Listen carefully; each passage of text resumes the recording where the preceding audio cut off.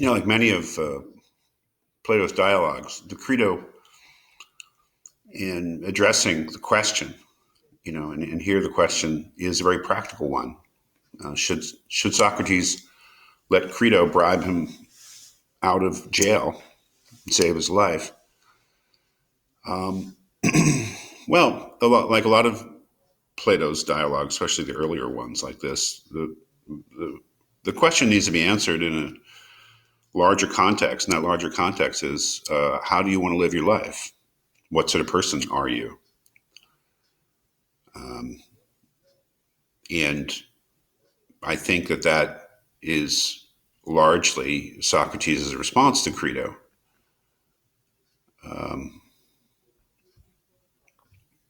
you know, on what basis am I supposed to make this decision? Uh,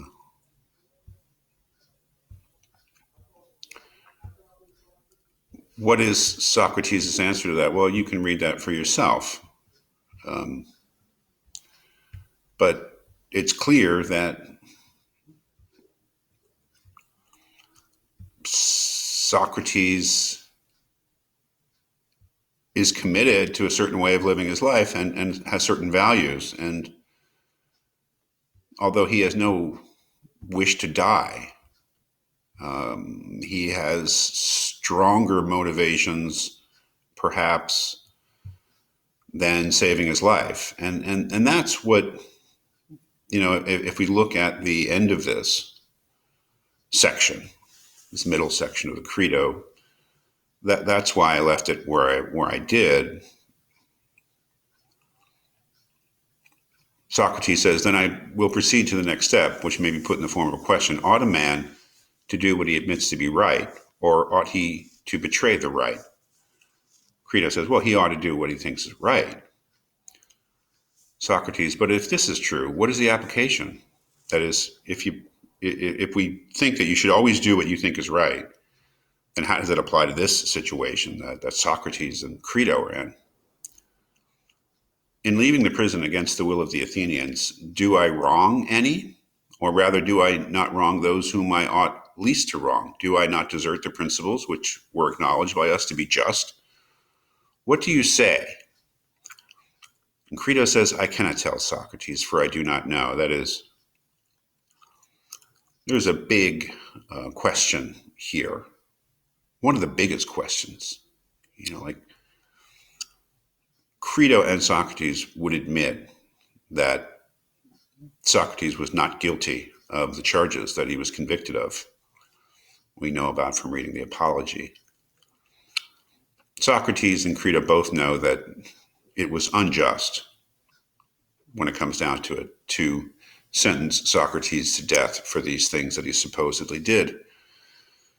The question is, would it be just to evade the death sentence in the way that Crito is suggesting, is pleading with Socrates to do? It obviously seems to be rolling towards a certain conclusion here on the part of Socrates, that he clearly will not do something unjust to save his life.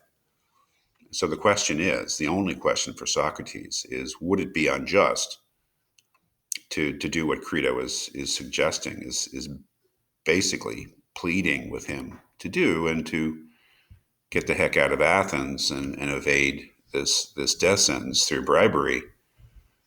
That is the only question for Socrates. If it's just to do that, I'll consider doing it. But if it's unjust to do that, then I can't do it, because that would just make my whole life a joke. That's a very powerful thing. I just have to point it out on the top of page 4, where Socrates says to Crito, listen, we've been spending most of our lives talking about philosophy and talking about how the life of the rational life, the good life, is a life based upon our knowledge and our commitment to being virtuous, to being just. That is under pressure now, right? That is, there's a price to be paid for being just.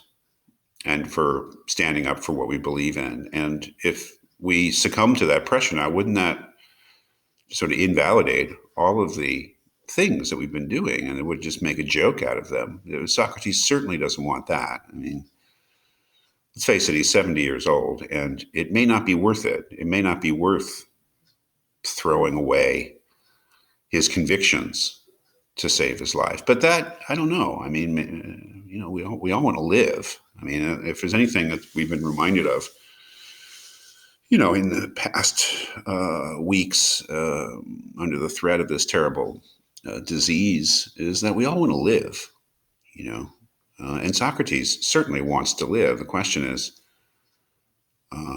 it worth living unjustly in order to continue to live?